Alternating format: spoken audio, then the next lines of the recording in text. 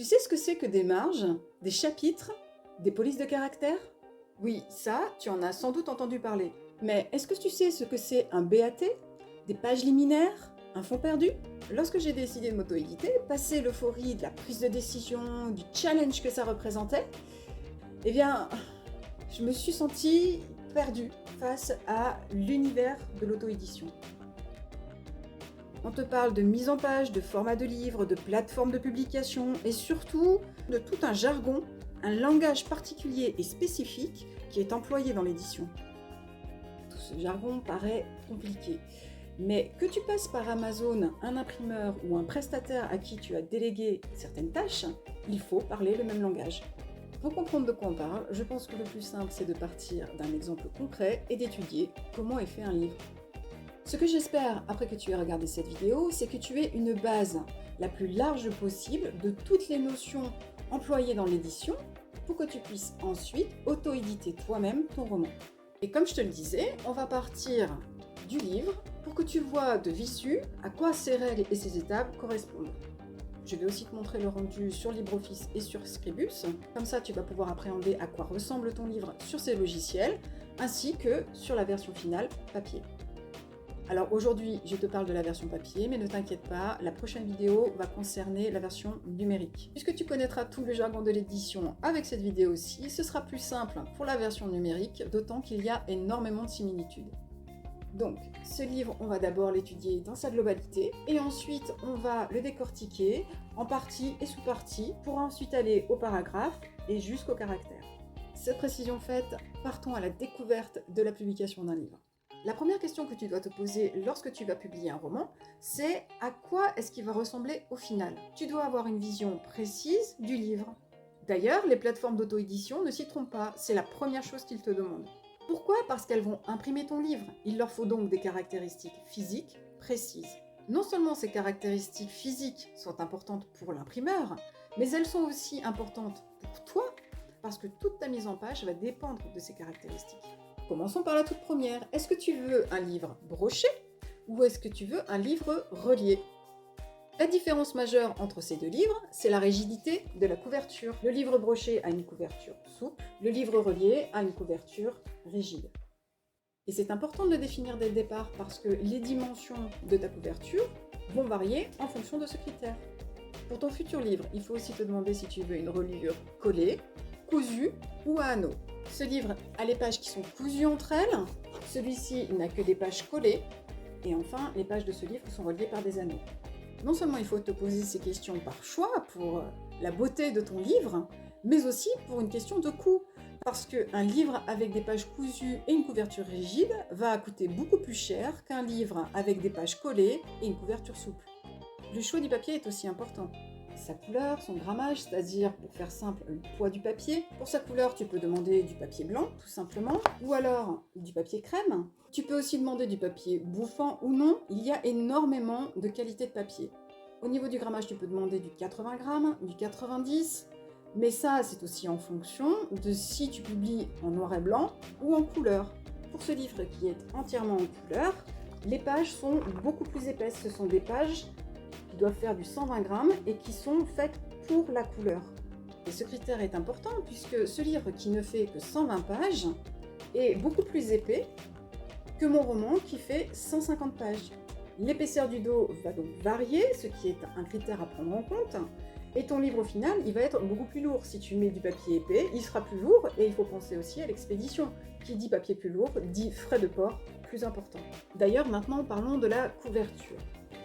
Le critère qu'on va te demander, c'est déjà quel pelliculage est-ce que tu veux pour ta couverture. Est-ce que tu veux du brillant, du mat ou du relief? Le pelliculage, qu'est-ce que c'est? C'est la fine couche que l'imprimeur va mettre au-dessus de ta couverture. Pour t'expliquer par exemple, voici ce que c'est qu'un BAT, autre terme. Un BAT, c'est un bon à tirer.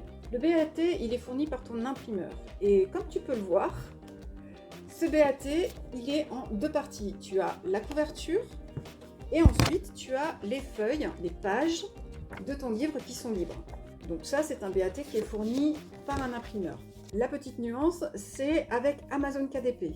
Je ne connais pas les autres plateformes, mais Amazon KDP, il ne te fournit pas un BAT comme tous les imprimeurs le font, il va te fournir une épreuve. Ce livre, il est déjà assemblé, mais comme tu peux le voir, il a un petit bandeau qui dit non destiné à la vente. Amazon a donc cette petite particularité puisqu'il te donne directement un livre assemblé presque prêt à la vente, mais presque. Un imprimeur, lui, il te fournit un BAT, un bon à tirer. Alors, pour en revenir à la couverture et au pelliculage, sur le BAT, ici, fourni par mon imprimeur, il n'y a pas de pelliculage. Il a juste imprimé la couverture. Et moi, je lui ai demandé un pelliculage brillant. Et donc, on voit bien la différence entre absence de pelliculage et présence de pelliculage. Donc là, c'est un pelliculage brillant. Et pour terminer avec ce critère de pelliculage, ici, tu as le pelliculage version mon imprimeur et ici, tu as le pelliculage version KDP. C'est le même, c'est de l'impression en brillant et tu peux vraiment voir une différence. J'ai fourni exactement les mêmes fichiers avec les mêmes couleurs, mais KDP a vraiment des couleurs beaucoup plus ternes et c'est d'ailleurs pour ça que je me suis tournée vers un imprimeur parce que je trouvais que la qualité de KDP n'était pas suffisante. KDP est pratique parce que quand quelqu'un commande sur Amazon, KDP, il fournit l'exemplaire à la demande. C'est un critère à prendre en compte. Est-ce que tu veux faire un exemplaire à la demande ou est-ce que tu veux acheter plusieurs exemplaires? Parce qu'un imprimeur, si tu te tournes vers lui, il ne va pas te faire seulement un exemplaire, mais il va t'en faire au moins une cinquantaine, voire une centaine. Donc là aussi, c'est un critère à prendre en compte. On en a fini avec le pelliculage, mais on n'en a pas fini avec la couverture. Maintenant, je vais te donner les différentes parties de la couverture. Tu as la couverture ou la première de couverture, tu as le dos, et ensuite tu as la quatrième de couverture. Ce qu'il faut savoir, c'est que quand tu fournis ton PDF, que ce soit à KDP ou à un imprimeur ou toutes les autres plateformes de publication, il faut que ton PDF soit en CMJN, c'est-à-dire en cyan, magenta, jaune et noir, c'est-à-dire 4 couleurs. Parce qu'une imprimante, elle imprime avec ces 4 couleurs. Et donc il faut avoir le logiciel adapté pour pouvoir sortir un PDF particulier comme ça. Mais bon, on y reviendra. Ce qu'il faut que tu gardes en tête, c'est que dès que tu fais de la couleur, que ce soit de la couverture ou même à l'intérieur de ton roman, il faut que ce soit avec du CMJN.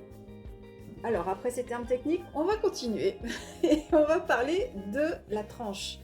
Ton livre ici, un autre terme technique, c'est la tranche. Et pourquoi ça s'appelle la tranche? Parce que quand ton livre est imprimé, ton imprimeur, il ne va pas prendre une page comme ça. Donc ça, par exemple, c'est une page de mon BAT. La page, elle n'est pas imprimée directement comme ça. L'imprimeur, il utilise des grands rouleaux blancs et ensuite, il coupe les pages. Et donc, c'est pour ça qu'on appelle le bord de ton livre la tranche. Cette tranche me permet de t'introduire un autre terme qui s'appelle le fond perdu. En règle générale, on te demande toujours un fond perdu. Le fond perdu, c'est la bande de papier qui va être coupée lors de l'impression de ton roman. Donc il faut rajouter une bande, un espace supplémentaire autour de ton fichier qui fait à peu près 3 mm à 10 mm et qui est nécessaire pour l'impression de ton document. Comme ça, cette bande supplémentaire sur ton fichier, quand elle passe à l'impression, elle est coupée. On va aller voir ça sur les logiciels, ce sera sans doute plus clair pour toi. Alors ici, on est sur Scribus. Et comme tu peux le voir, il y a plusieurs encadrés sur la page. Alors l'encadré rouge, c'est quand je sélectionne une page. Par exemple, ici, je suis sur cette autre page. Et l'encadré bleu délimite l'espace en fait du texte. Donc tout ce qui est à l'intérieur de l'encadré bleu, je vais y mettre mon texte. Et donc ce qui est en dehors de cet encadré bleu, ce sont les marges. On y reviendra tout à l'heure. Donc j'ai mon texte encadré bleu, j'ai les marges tout autour, et ça c'est le fichier que j'ai fourni à KDP. Pourquoi? Parce que KDP, si tu publies un roman ou n'importe quel livre avec un fond qui est uni, qui est blanc, sans couleur donc, eh bien si tu ne fournis pas de fond, KDP lui il te demande juste la taille de ton roman, avec donc la zone de texte et les marges à l'intérieur. Mais si tu vas vers un imprimeur, comme tu peux le voir ici, j'ai rajouté ici une bande tout autour de chaque page. Alors cette bande, elle disparaît ici parce que ça c'est une particularité du logiciel parce qu'elle fait disparaître les bandes au milieu des pages. Mais elles existent. Mais cette bande en haut, donc tu vois, qui fait tout le tour de la page, cette bande, ça s'appelle le fond perdu. Et le fond perdu, donc tu en as besoin. Mon imprimeur, il me demande un fond perdu de 10 mm, que mon papier soit blanc ou pas. Et si tu as un papier couleur, comme ici, ce livre avec que des pages couleurs, et on va le voir tout à l'heure avec la couverture, donc ça te donnera un exemple, et bien le fond perdu prend tout son intérêt. Parce que ton imprimeur, s'il coupe ici à ras de la page, et que tu n'as pas de fond perdu, et que la page, il imprime la couleur ici, et puis à côté, eh bien, il n'y a pas de fond perdu, donc le papier, il est blanc. Eh bien, il va couper, si il dévie un petit peu, il y aura une trace blanche de ton papier. Par contre, avec le fond perdu, ta charge à toi va être de faire dépasser ici ta couleur sur le fond perdu. Comme ça, quand l'imprimeur il va couper ton papier, même si la coupe elle dévie de quelques millièmes de millimètres, eh bien, il y aura encore de la couleur qui restera sur ton fond perdu et donc du coup, il n'y aura pas une trace blanche qui va être très disgracieuse. On va voir l'intérêt du fond perdu pour la couleur avec une couverture. Voici la couverture que j'ai fournie à mon imprimeur. Ici en rouge, tu as le trait final de la coupe de ma couverture. Et donc, j'ai mis 10 mm de plus au-delà de cette coupe avec les mêmes couleurs qu'il y a sur ma couverture. J'en profite pour t'introduire un autre terme que tu rencontreras pour l'impression de ton livre, c'est le trait de coupe. Le trait de coupe, c'est très simple. La machine de ton imprimeur a besoin de repères pour pouvoir tracer droit. Ces repères, tu dois les faire figurer sur ton PDF, que ce soit la couverture ou le manuscrit, et comme ça, l'imprimeur, il imprime sur ces grandes bandes blanches. Grâce aux repères, il peut couper à la taille qu'il faut, et ensuite, il assemble le livre. Voyons à quoi ressemblent ces repères, ces traits de coupe sur ton PDF. Donc ici, sur Scribus, je n'ai que le fond perdu, mais ensuite, je choisis l'option dans le logiciel pour faire apparaître les traits de coupe. Mon imprimeur, il m'a dit, je veux 3 mm de fond perdu, donc coloré comme ça tout autour, et je veux 7 mm de trait de coupe. 3 plus 7, ça fait 10, donc j'ai bien un fond perdu de 10, que je vais réduire à 3 mm, et rajouter les traits de coupe. Ça me donne ce PDF final. Comme tu peux le voir ici, j'ai des traits dans les coins. Mon fond perdu a perdu 7 mm. Il ne me reste plus que 3 mm sur les côtés. Et grâce à ces traits-là, la machine va pouvoir couper droit. Et même si elle dévie un tout petit peu, elle tapera dans le fond perdu. On revient ici sur mon document avec le fond perdu pour mon manuscrit du Souffle de l'Amitié. Si par exemple j'avais des pages en couleur, il faudrait que ces pages, la couleur, déborde sur ce fond perdu et sur cette bande qu'il y a donc tout autour. Amazon ne veut pas de trait de coupe, donc tu peux très bien réaliser ton manuscrit sur LibreOffice. La bonne nouvelle, c'est que Amazon fournit des modèles pour ça. Donc ici par exemple, on est sur le manuscrit que j'ai réalisé à partir du modèle de KDP. C'est un manuscrit sans fond perdu et tu vois ici les petites encoches, ce sont juste les marges. Je n'ai pas d'exemple de manuscrit avec du fond perdu, mais la seule différence c'est que au lieu d'avoir ton manuscrit qui a les dimensions de ton livre, eh bien, ces dimensions seront augmentées pour intégrer le fond perdu. D'ailleurs, on en vient à une notion importante dont j'ai déjà parlé, ce sont les dimensions de ton roman. L'unité de mesure est le millimètre ou le centimètre, mais là je te parle de l'unité de mesure en France et en Europe.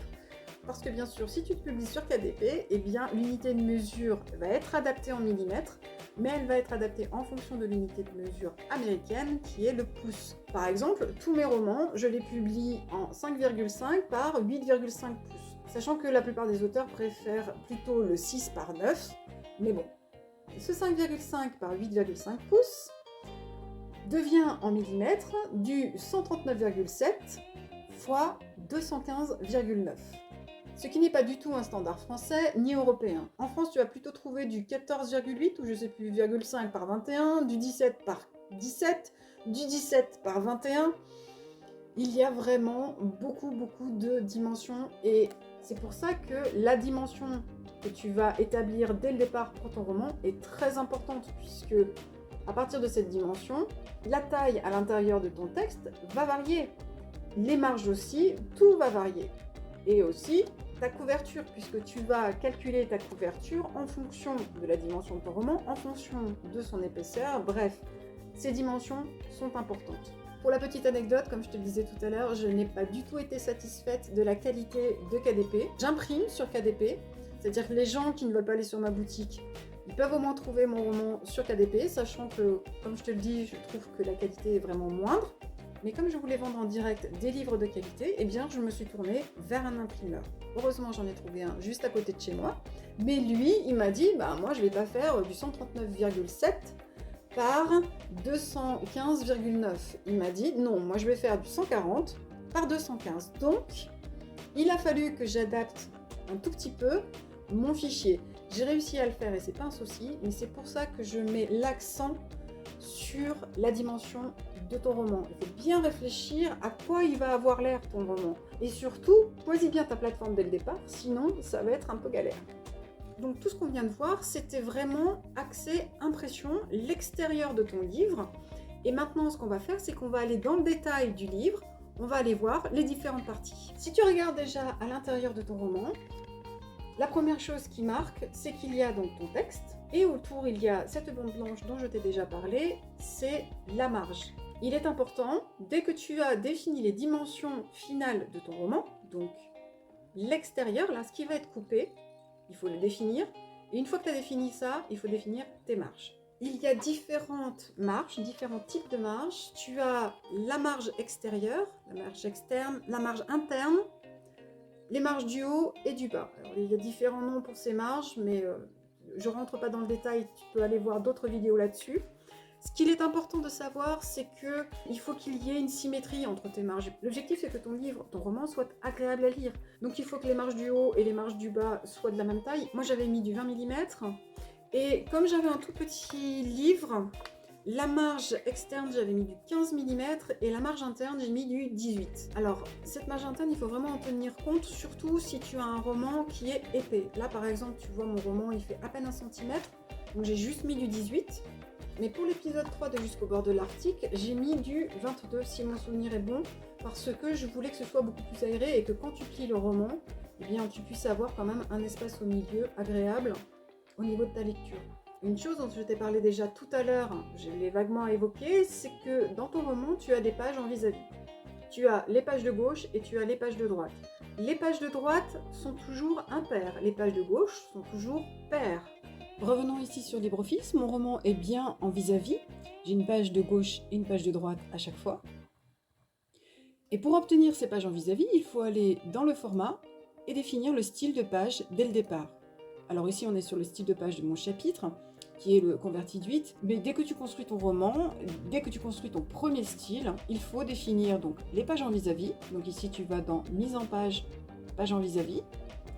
Et ensuite, il faut bien sûr définir les dimensions de ton roman et ses marges. Je l'avais évoqué tout à l'heure et maintenant on va voir comment ça se traduit. Donc les dimensions du roman, la largeur et la hauteur se définissent à ce niveau ici.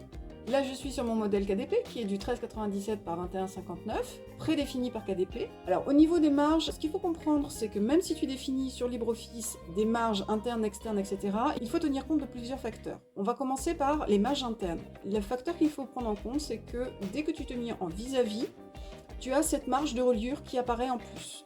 Et la marge de reliure fait partie en fait de la marge interne. Cette marge de reliure, c'est la marge, par exemple, où ton livre va être collé, où il va y avoir des anneaux.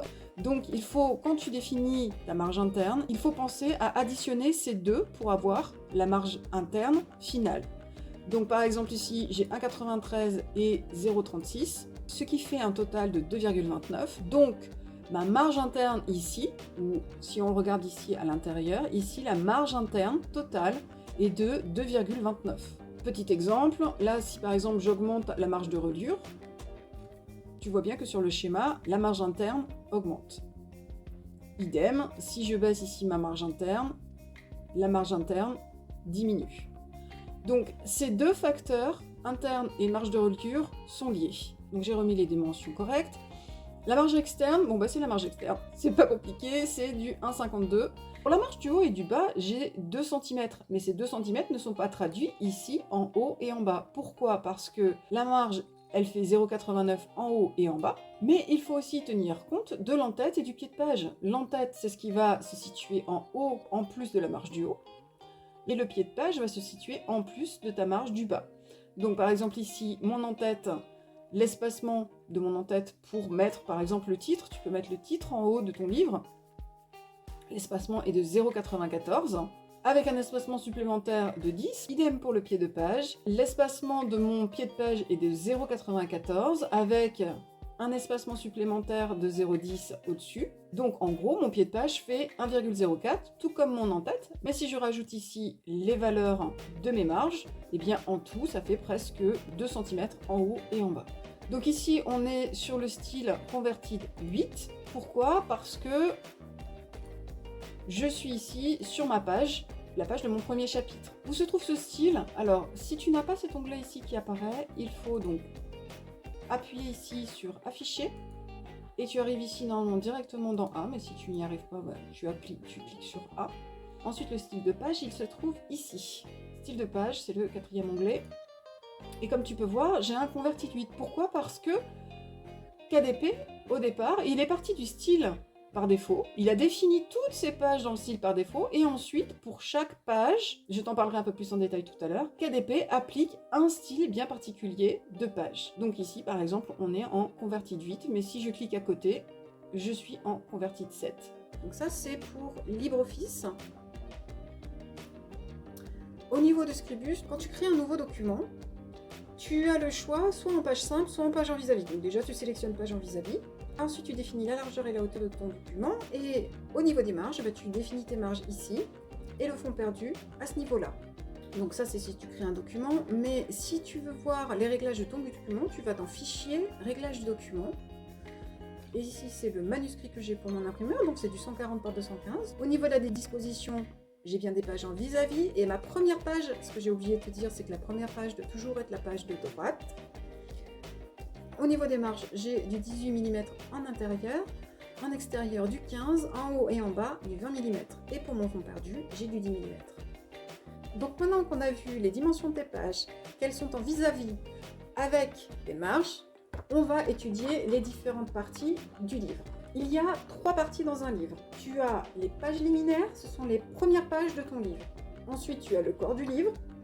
Et à la fin, tu as les pages annexes. Les pages liminaires ne portent jamais de numéro. Donc il faut toujours faire attention à ne pas numéroter tes pages liminaires. Tu commences à numéroter ton livre à partir de la première page du corps du livre. Et la première page, généralement, c'est le premier chapitre ou au moins le prologue. Ton corps du livre, ce sont donc tous tes chapitres, ou alors si tu as des recettes, toutes tes recettes, etc. Et ensuite, tu continues de numéroter ton livre jusqu'à la fin, même avec les pages annexes. Alors maintenant, faisons un petit zoom sur les pages liminaires, donc les premières pages de ton livre. Je respecte quasiment la mise en page d'un livre, donc n'hésite pas à t'adapter, à aller voir d'autres tutos. Moi, je te montre ma manière. Il y en a d'autres qui varient légèrement et je vais t'expliquer à peu près lesquelles. La première chose, c'est la page blanche. Moi, j'aime bien qu'il y ait une page blanche au début. C'est une exigence normalement dans l'édition, mais certaines ne la respectent pas. Donc c'est à toi de voir. Ensuite, pareil, ça c'est la page du faux titre. La page du faux titre, c'est juste la page avec le titre du roman. Cette page, c'est pareil, il y en a qui la mettent, qui ne la mettent pas. Moi, je préfère la mettre parce que c'est ici que je fais mes dédicaces. Ensuite, derrière la page de faux titre, normalement, tu dois mettre l'imprimeur, l'éditeur, l'imprimeur ou au moins l'imprimeur. Moi, je ne le fais pas, je préfère mettre la liste de mes romans. Ensuite, après la page de faux titre, il y a la page de titre. Alors moi, j'ai mis des dessins, ce n'est pas obligé. Il doit y avoir le nom de l'auteur, le nom du livre et aussi l'éditeur. Donc moi, j'ai rajouté un petit dessin pour faire plus joli et j'ai aussi rajouté ma série. Derrière cette page de titre, tu as la page de copyright. Alors c'est pareil, il y a certains qui vont mettre la page de copyright directement derrière la page de faux titre. Moi, je préfère la mettre derrière la page de titre.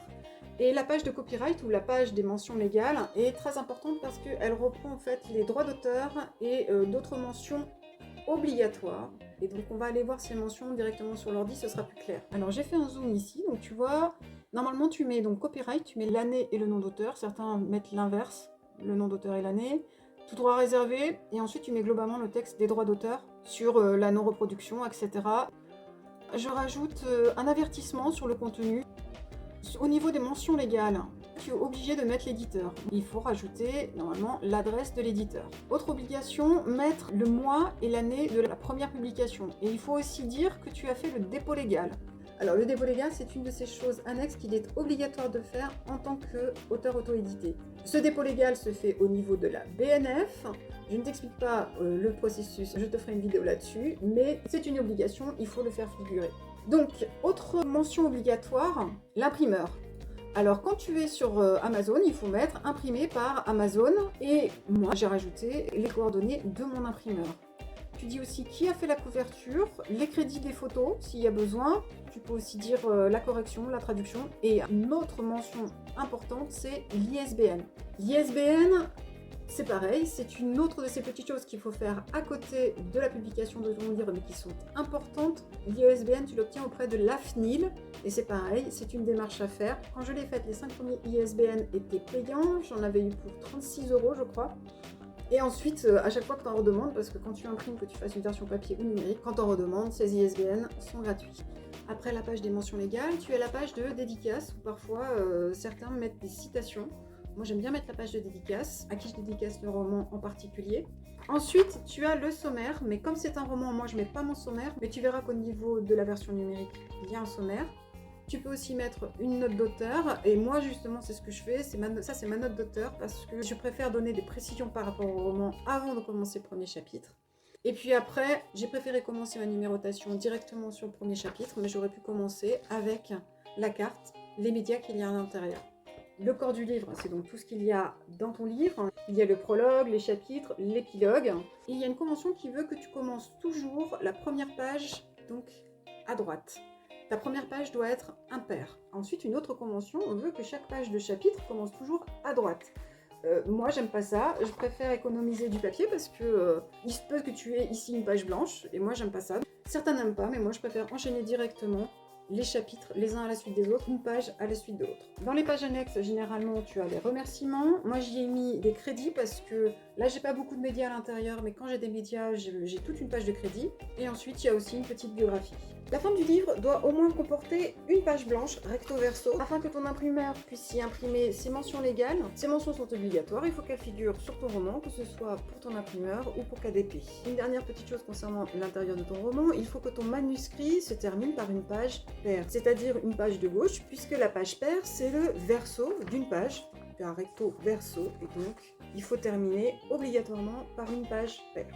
Là, j'ai presque terminé les grandes parties du roman. Une partie dont je n'ai pas parlé tout à l'heure quand je parlais de la couverture, c'est la quatrième de couverture.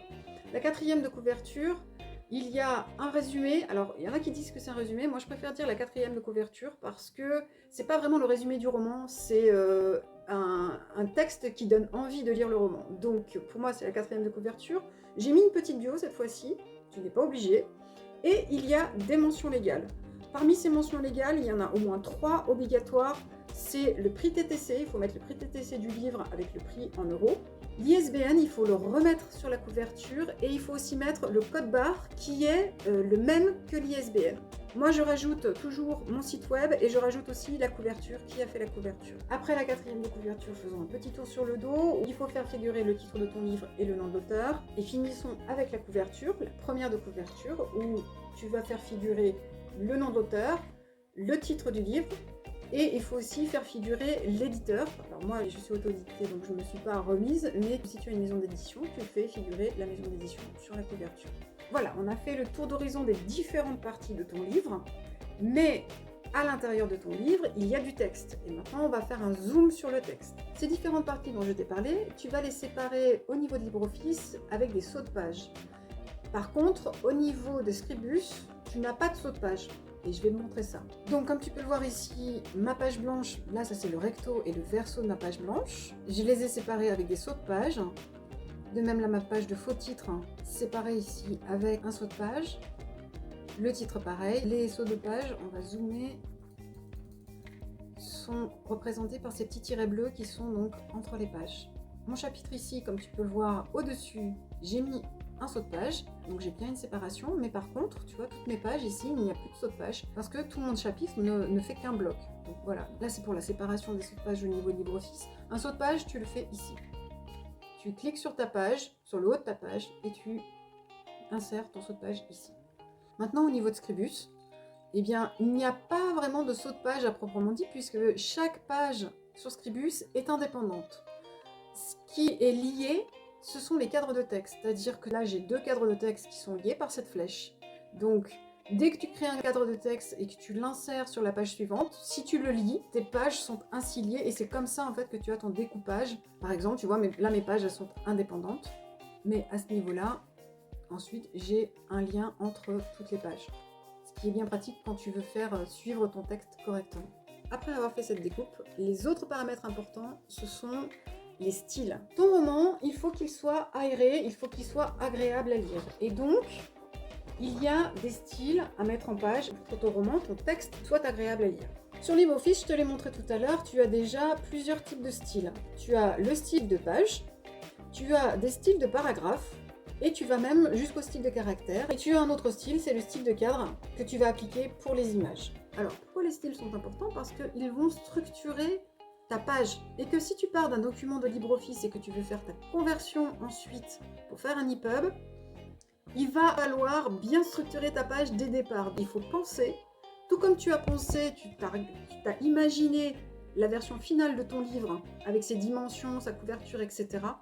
Il faut penser l'intérieur du livre et il faut le découper en pages. Donc des pages, quand je dis une page, c'est pas juste la page, une page 1, 2, 3, etc. Les pages, globalement, c'est des grandes parties. Tu vas avoir une page de copyright, une page de dédicace, la page pour le chapitre 1, la page pour le chapitre 2, parce que ça va être tout le déroulé de ton chapitre qui va être à l'intérieur de ta page. Et à l'intérieur de cette page, il va falloir faire aussi une hiérarchie. Dans une page, il y a toujours un titre. Ce titre, il faut le mettre en niveau 1. Tu as aussi des paragraphes. Et si tu as des sous-titres, eh bien, il faut appliquer des niveaux différents à tes titres et tes sous-titres.